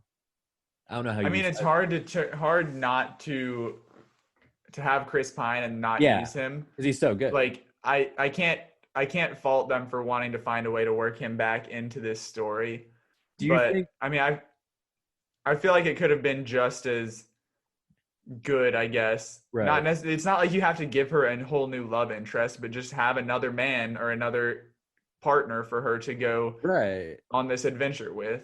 And I mean, that's also something that like we all know Wonder Woman is like the epitome of like, sure, she has Steve Trevor, but it's like Wonder Woman's like the strong, independent woman who doesn't need a man. Like that whole like idea. It's like, it's not like, okay, well, how can we do a Wonder Woman movie without her love interest here? Like, agreed. Yeah, it does feel not a necessity. Yeah, exactly. It does feel a little like they kind of like trap themselves almost. And I think, you know, even if you had just made her partner for this movie, make her a partner of Barbara, you know, it doesn't even necessarily have to be a romantic partnership, but like have her kind of enlist her and they work together. Like they go to the Middle East together and like try to get this stuff back. Barbara. And even then, like, I mean, that was something that like we all had questions about, just like her turn to the dark side of like how she became who she was as Cheetah, but like there could have then been some sort of like falling out between them, a greater falling out that made you definitely create something. And I think, how did you feel about Kristen Wiig and Barbara, like in general? I mean, the whole premise of it being like, okay, she's this woman who like is intelligent, she's good looking, she's good at her job, and like for some reason, like you noted, I think on Twitter, like she gets made fun of because she can't walk in high heels and wears glasses, and so because of that she wants to be, I mean, who wouldn't want to be Gal Gadot? Like, I mean, okay, let's face it, like, sure. So she wants to be more like Diana, but she basically uses that as her wish and suddenly gains basically the powers of Wonder Woman. And then the whole like evolution of it though, of like how she suddenly goes from being like confident and good looking and athletic to then turning into a character from Cats. Like that was questionable and just like a weird progression there. Doesn't really make sense, does it? Yeah, I mean, she was fine as as what was written as the villain. I mean, I think that it was kind of dumb of like stereotypical, like, oh, I get these powers and then I have to give them back, but I don't want to give them back, so I'm going to turn bad. Like, Right. that wasn't anything great, but like Kristen Wiig herself as a performer did the best she could with what she had, I feel like. Yeah, I think that's fair. I mean, I'm not going to fault Kristen Wiig. I'm not really going to fault any of the performers in this because they don't get to choose what they have to say, or do. Uh, but yeah, no, I think that pretty much sums it up on that front. It's just dumb. It's just dumb and tired. It's a trope we've seen a million times before, whether it's, people have already pointed out Jim Carrey in Batman Forever, or Michelle Pfeiffer as Selena Kyle in Batman Returns, or Jamie Foxx as Electro in Amazing Spider-Man 2. It's just this geeky kind of weird sidekick fan that turns into that's for some reason feels like they need to become a villain, and kind of because out of their jealousy and their envy they're going to do this thing. In this one especially, it just wasn't developed well. It feels nonsensical. It doesn't add up, and I don't think you even needed Cheetah necessarily in this movie. Of course, You could have just had Barbara Minerva. you just could have had Barbara Minerva and then maybe turn her in the third one, and kind of use that. I think you develop it a lot. I think we needed more groundwork into Exactly the connection between confident, like I said, like the who she is as like Barbara Minerva with her wish to how she becomes a literal cat. Like that just seemed like very okay. Like we know it's a comic book and that's like the comic book villain, but like there was no logical jump from one to the other than suddenly going, I want to be an apex predator. Like that did not make any sort of logical sense. It didn't. To maybe that could have been something that was explored, like if you did it in the third one, like you were mentioning. But yeah, I mean, there is, as we just mentioned, this movie because of the success of it, despite critics' reviews and whatnot, this movie has already resulted in a fast-tracked Wonder Woman 3 at Warner Brothers. So hopefully, hey, this is how I look at it. Oh man. Thor 1 was like decent. Wonder Woman 1 is better than Thor 1 was. Thor 2 was awful. That's this one. And then they came back with Ragnarok and it was great. So I'm not writing out the Wonder Woman franchise. I'm not writing out Gal or Patty or anybody else because of this movie. Like I still think, like, obviously even before they announced this, like we all knew there was going to be another Wonder Woman movie. So I feel like I'm not like out on this franchise as a whole. That's a great point. I guess my only concern is that that Thor had that trajectory as well, but then they changed directors. They changed writers. I mean, they really have to bring in a good writer for this next one. I hope. I mean, it sounds like Patty got full creative control of 1984, and I think that's great, especially as a woman. Like, I feel like they're often, they're given less power, made to feel less powerful in the film industry than men are typically, especially on these big movies. But yeah, I think Patty, you dropped the ball a couple of places, whether that was you working with Jeff Johns, of course, then there was another guy working on the screenplay with them. But, she said also that her and Jeff Johns had talked about an idea for the third movie.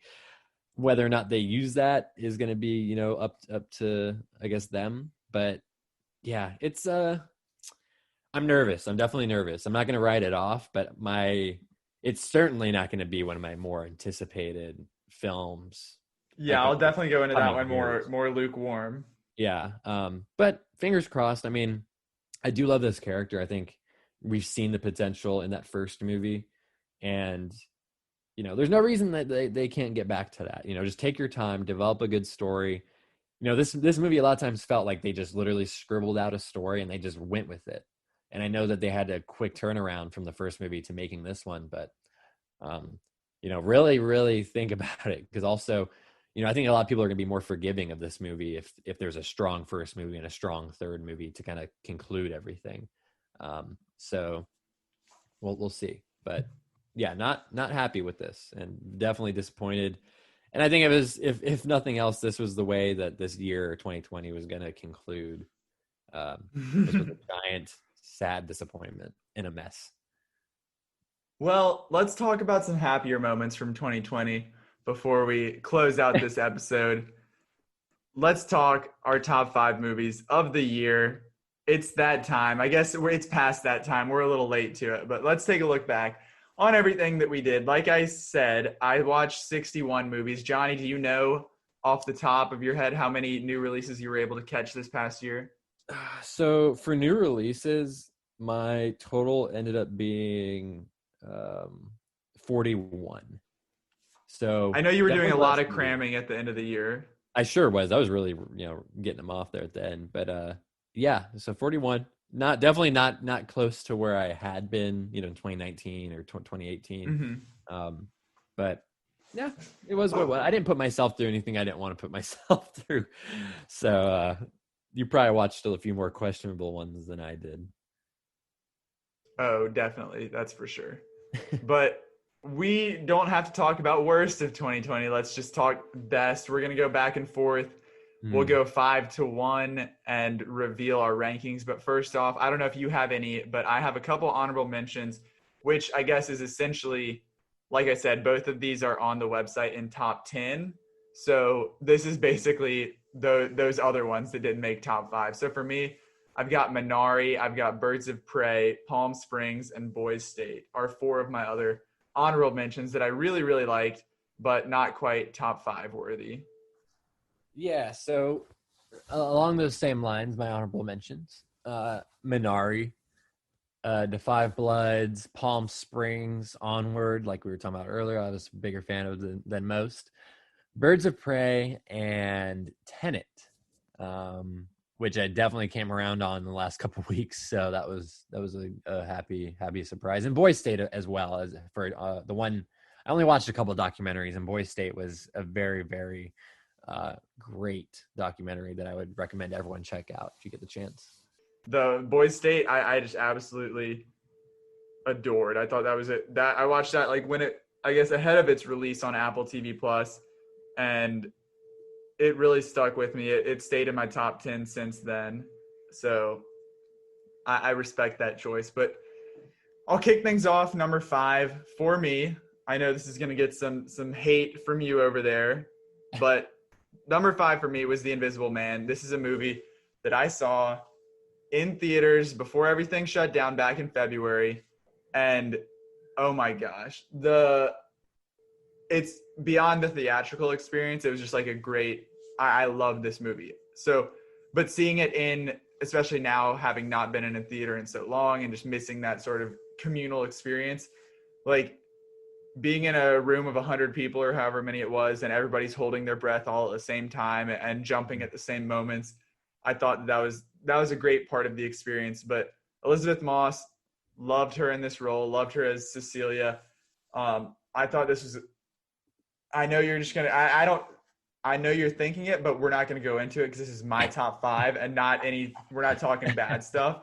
I know you did not like this movie, but I think that what director Leigh Whannell was able to do with, like, yes, there's effects, yes, there's jump scares, yes, there's like general like fear, but beyond just like the big parts of it, I think that what he's done with like the framing of shots and with just like the panning camera, it's almost like had like a Paranormal Activity type feel to it of like, okay, she's way over here on the left side of the screen. There's all this empty space over here. What am I supposed to be looking for? Did that blind just move? Did the curtain shift? Like, what's going on over here? And I'm like paying attention to the movie, but at the same time, I'm like picking apart, dissecting the background to try and figure out where the Invisible Man is, to like anticipate myself and brace for whatever's going to happen next. Right. So I really, really enjoyed it. It had a lot to say about like the Me Too movement and gaslighting and just like women's empowerment in general. And just, I think that it's one that I have revisited already and that I just really, really, really liked. So that's number 5 for me, The Invisible Man. I love it. So my number 5 is a movie a lot of people haven't had the chance to see yet, unfortunately. So I guess I'm signal boosting right now so people are ready when it is more available. But it is Florian Zeller's The Father, Sony Pictures classic film that is really definitely a more low-key awards player right now. Anthony Hopkins, Olivia Colman are the two leads, and Anthony Hopkins, man. For those of you who don't know, this movie is about Anthony Hopkins' character, who is the father to Olivia Colman's character, and he is suffering from dementia. And basically, you see how they deal with it in their home, and figuring out his care and those sorts of things. I haven't seen too many films or had too much about dementia, or had exposure to that in my own life, thankfully. But what makes this movie so amazing is the fact that they tell it entirely from his perspective. So I've said this in my article, but Sound of Metal, which has been, thankfully it's on Amazon Prime Video, and a lot of people are getting to see that, does such a great job putting you in that space of someone who's deaf or going deaf. And this one is like the cinematography and the editing and the way they manipulate your perspective to make you feel like you're like suffering from dementia. You can't remember what's going on. You're confused about things. It was just like it blew me away with what they were able to pull off. And it's Florian Zeller's first feature film directing, and I thought he did a fantastic job and did some really inventive things. So I'm excited to see where his career goes. But these two performers, they did an amazing job, and it's some of their best work ever. Hopefully they both get nominated. And it will be in theaters in February 26th. So if you get a chance to go see it, do VOD, whatever is most comfortable, I would highly, highly recommend it. Yeah, this is one that unfortunately my screener link expired before I was able to get around to it. A bunch of these studios are sending out like month-long stuff, but then for some reason, especially for a kind of understated player, I was kind of surprised that it was only for like a weekend basically to watch it. So yeah. Unfortunately, hopefully they send out another round of screeners maybe, but we'll see. I might have to just wait until February, but I wish I could like co-sign on that, but because of that I cannot. But I know another one that you're not going to co-sign on, but this isn't your list. This is mine. Number 4, The Trial of the Chicago 7. You and Jake, and I've seen other people as well that just like either think it's middle of the pack to bad, but I mean, I think that there have also been a lot of people that think this is very good. And I mean, I think I'm one of those. I watched this back in September, and it's maybe even August actually. So it was like before any sort of the negative discussion began. And I really enjoyed it. I thought it was great. I like the way that it's a courtroom drama, but it doesn't, I mean, that's like, I feel like those are hit or miss for me, whether it's like an engaging and like intense drama, or whether it's something that's kind of tied down in legal jargon and boring discussions and stuff like that. And I think that obviously we know what Aaron Sorkin is capable of doing as a writer, with dialogue and conversations, that he can make those basically into action sequences. And that's what he did here. I think that it was like very quick and snappy back and forth, whether it was in the courtroom or just in a discussion and like a normal conversation. And that those arguments and scenes felt more exciting than some of the, I know it was limited, but some of the like action sequences of other movies this year, that I thought that those were some of the most exciting scenes that I saw. So Trial of Chicago 7, number 4 for me. I apologize, Johnny. I promise you can get behind my 1 through 3, but it is what it is. So my number 4 is Sound of Metal from director Darius Marder. He co-wrote this with his brother. And man, they really came up with something that I had never seen before. Again, I compared this to The Father in my last spot, and it is similar in some ways. It's just they do such a fantastic job like putting you in this person's shoes and putting you in their headspace and through their experience. And Riz Ahmed plays Ruben, who is a drummer, he's a musician, and he's suddenly going deaf. And again, I haven't seen really films about deafness before. I haven't, again, really experienced that in my own life or know anyone who has experienced that. So this was kind of an eye-opener in some other ways too. And it took some turns I didn't expect. Ultimately, the story wasn't what I expected at all. I went into it blind. I didn't watch the trailer. I didn't really read too much about it. And I think that made for a more enlightening experience in some ways, and kind of played my expectations a little bit. But Riz Ahmed, I mean, it's got to be the best performance that I've ever seen from him by far. He's just fantastic and definitely deserves a Best Actor nomination. On the other side of that, Paul Rossi, who plays basically a mentor to him. He's also someone who's gone deaf, and he runs kind of a sort of almost like rehab or like treatment center for people who are deaf and also experience issues with like substance abuse.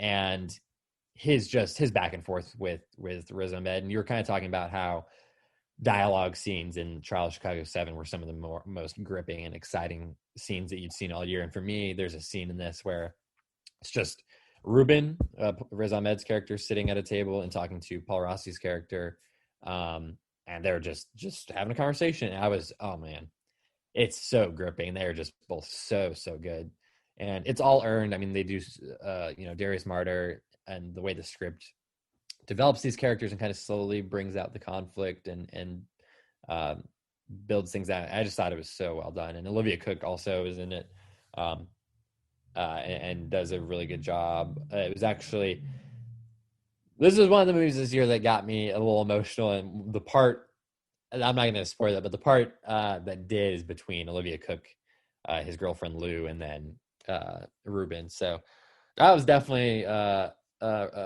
tearjerker. And it also has one of my favorite endings of the year as well. Again, I won't spoil it, but it's so perfect and it's so well set up. And again, totally not what I expected. So go into this one. If you haven't seen already, highly recommend it. It's on Prime Video right now. And just don't even look anything up. Just go watch it. And I think you will be pleased. That's basically what I did. And I was in the same boat. That was, I want to say maybe like top 12, top 13. It didn't make my top 10, but it was right up there. Really enjoyed that as well. So number 3 for me, I guess I've already spoiled 1 and 2. So this is the last surprise if anybody remembers from earlier in the episode. But number 3 for me is The Five Bloods. Another one that came earlier in the year and has really stayed strong with me. That's Spike Lee's Netflix film. Incredible cast, incredible performances all around. Obviously focusing on a group of Vietnam veterans as they return to Vietnam to recover a treasure that they found and hopefully like bring honor to their fallen comrade, and just like the brotherhood, the fellowship between them. And it's starring Delroy Lindo and Jonathan Majors, Clark Peters, Norm, like obviously, and then the big name is Chadwick Boseman being a supporting character there. But I think that group works incredibly well together. It came at a huge time. I mean, it was right after all of the civil unrest and the protests and everything had been going on over the summer. And this basically a story of a group of Black men who have done so much for their country and have never been repaid for it, never been given what they earned or treated how they should have been. And I think that it's always a timely story, unfortunately, but even more so when it came back in June. So, and then again, this also has one of my favorite performances of the year. I voted for Delroy Lindo in the NCFCA Awards as Best Actor. He gives an absolutely just earth-shattering monologue in the traditional Spike Lee direct to the camera as he's traipsing through the jungle. So all around, really, it's dramatic, it's funny, it's exciting, there's action, it's like it really it's kind of messy, but like in a good way, I would say, of just like being all over the place in genre and tone. That there's super fun and like exciting jokes between the friends, and then there's like actions and shootouts and stuff like that. But then there's also like these more quiet, intimate moments between characters, and that it really just has a bit of everything that is certainly worth the watch on Netflix. And I'm excited to see it picking up steam again, because that was kind of one of the worries of, okay, it came out back in June. Oscars have been pushed back to basically May, so it would almost be a full year. So hopefully it can really pick back up as we approach that season. Yeah, no, I mean, it's a damn good film, and there's no denying that. And Delroy Lindo is certainly the highlight. My number 3 pick is another Netflix movie, but something that they didn't produce. It was something they picked up out of Venice Film Festival after Vanessa Kirby won the Best Actress award, and that is Pieces of a Woman.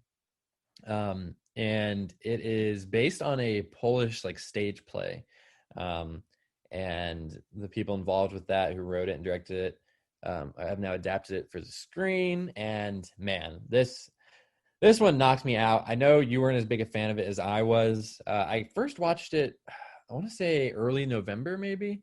And so I was lucky enough to get an early screening for it, thanks to Netflix. And it was just, man, I didn't, again, this is another one I went into fairly blind, didn't watch a trailer for it, didn't read too much about it. I knew the basic premise and who was in it.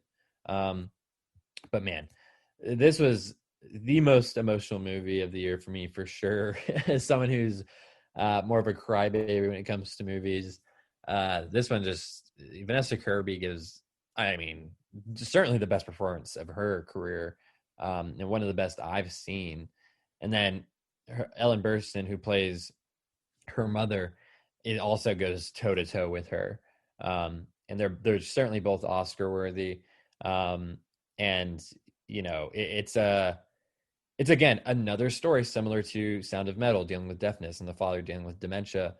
This one dealing with the loss of a child, not just the loss of a child, but during the actual birth process, which is something I've never seen in a movie before. It's something I haven't really, again, thankfully I haven't seen in my real life. So I thought that was, again, enlightening, powerful, very well done, felt very true to life, and was done very respectfully. The filmmakers themselves, the director is a man, and the writer is a woman, and they were at least partners at one time. I'm not sure if they still are, but they've said themselves that it's a very personal story and, you know, relates to their own life.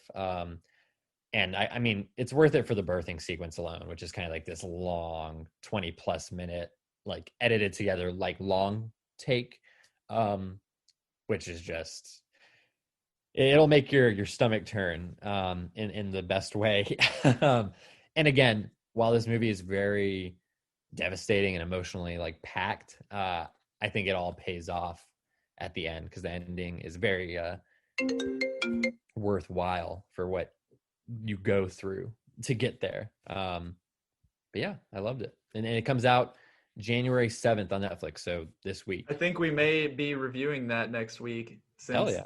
It's really the first. I know we're counting it as a 2020 release, but most people will be seeing it in 21. So right, that'll be our first. We'll kick off that new year of reviews there. But yeah, I saw it. I enjoyed it. Birthing sequence is incredible, but I didn't find it as a whole to be as impactful as you did. But I still really liked it. So I'm excited to talk about that more in depth next week. But now, number 2 for me, as I mentioned, it's Soul. We just spent a long time reviewing it. I don't think I need to go too far in depth anymore. But yeah, I mean, I loved it. Thought it was great. It held down the top spot for quite some time until a last minute buzzer beater. But I think that's all I need to say about that. Yeah, and for me, my number 2 was one of the more divisive films of the year, and I think one of the most overlooked in my estimation. I'm thinking of Ending Things from Charlie Kaufman, his adaptation. God damn, I love this movie so much. Again, this is another one where I haven't watched it again, and I do need to go back and watch it at some point. It is on Netflix, of course, now. And this one was just, I went in blind. I tried to, as excited as I was for it, because I had been looking forward to it since even 2019, once I got the first like kind of news of it. I was excited. It's a psychological, it's just a mind fuck. Like it really is just, it is so well done, and it's like a labyrinth, and the way that it visually like communicates different things, and you kind of have to piece it all together. And especially with an ending that just does not reveal it all to you, or spell it out. And it did lead to, I wrote about this in my article, but one of my favorite conversations of the last year, especially talking about film, was when Jake and Josh, who are Jake's co-founder and Josh, one of our contributing writers, we in the group chat, and we talked for like over an hour, I think, about the movie. It was like the weekend it came out. And we just kind of pieced different pieces together, and Josh, who had already read about what it was kind of all, symbolic of, kind of tease things, and Jake and I had to piece it all together, and we finally figured it out. And I just love that when you have a movie, I mean, that like kind of develops that conversation even after the fact, or like keeps you thinking. And I thought, that movie had me thinking for a while, just because it freaked me out. I mean, it really did like terrify me in some ways. So Charlie Kaufman, the wait was worth it for his next movie, and hopefully we don't have to wait too much longer for whatever he wants to do next. But if you hadn't watched it yet, give it a try. If you have watched it already and weren't crazy about it, maybe give it another look. Who knows? I still need to give it another look. But definitely one of my favorites. Are you subtweeting me right now? Hey, who knows, man? All right. Well, time for the big reveal. Number 1 on my list, Promising Young Woman. I feel like not many people have gotten the chance to see this yet. It came out in limited theaters on Christmas Day. I was lucky to get a screener from it. It's from Focus Features. But this movie, just like you were talking about going in blind to Sound of Metal, I went in blind to this, and I would say that that's like, first of all, the best approach, but also like going in blind to this is way more like batshit crazy than going in blind to Sound of Metal. Yeah. And I mean that in like a good way. Like, this is first time directorial debut from Emerald Fennell. I'm not sure how to pronounce that, but Carey Mulligan stars, and this is probably, I haven't seen much of her filmography, I would say, but from everything that I've read about this movie, it sounds like this is being a pretty like consensus pick as her best performance ever. And it's just like so crazy. Bo Burnham is in there as well. Like, I just did not, I know you watched this, and I think you were pretty like mid to high on it, but nothing like, I liked it a lot. Top movie. Yeah. But it just like takes so many different turns and goes in so many different directions that I just was not expecting whatsoever. So I'm really trying to like praise this without getting into specifics, because I want that sort of vagueness, that unknown going into it for listeners out there. So all I'll say is that just trust me on this one. Go check it out if you get the chance. Hopefully it'll have like some sort of streaming or VOD release soon, so more people can see it. But it got 2 or 3 nominees, I think. I know Carey Mulligan got nominated for Best Narrative and Best Director. So within the NCFCA. So at least within our group, people are getting to see it and really enjoying it. So I hope that more people can join that group. Yeah, great flick. Certainly recommend it. And going blind helps for sure. My number 1 pick is also directed by a woman, starring a woman. I think in general, this was a really strong year for women filmmakers. I think they just had some sort of study that came out and said like a bigger percentage than ever of the major films that came out this year were directed by women. And this one might be the biggest of all, because the Oscar talk is legit, and it is for Nomadland, Chloe Zhao's film, starring Frances McDormand, of course. And I was fortunate enough to get to see this at a kind of a digital film festival. This was like back in October, I think, before even Halloween. And it's still stuck with me. I mean, it's so strong. I didn't know a whole lot. I knew it was kind of a roving kind of American West road trip type of story, but it's definitely rooted in a lot of things that are still relevant right now. It's kind of depressing because this is set during kind of the fallout of the Great Recession, so like 2008, 2009, 2010, and of course we had the pandemic this year, and there was a huge economic and financial repercussions associated with that. And this, even in this movie, which is set like a decade ago, she's working at like an Amazon factory, and she's working to make ends meet, and she's living on the bare minimum, and she's meeting and talking with others who are also kind of, they're on the road and they're living like this nomad lifestyle. And some of them, it's by choice, and some of them it's not so much by choice. And it's just the system that has kind of failed them in a lot of ways. I mean, there's a scene where she's trying to deal with getting some sort of like insurance, like dealing with health insurance and things like that. It's depressing in some ways, but it's a very beautiful film in every respect. I mean, the cinematography is the best I've seen all year. It has a bit of a Malick style to it, especially if you've seen something like Badlands. And Frances McDormand, of course, is fantastic. David Strathairn as well, I think is worthy of an Oscar nomination. So, yeah. Chloe Zhao, she's supremely talented. I'm so excited to see what she does. She, of course, has Eternals coming out this year from Marvel. I can't even imagine what a blockbuster like style movie is going to look like from her.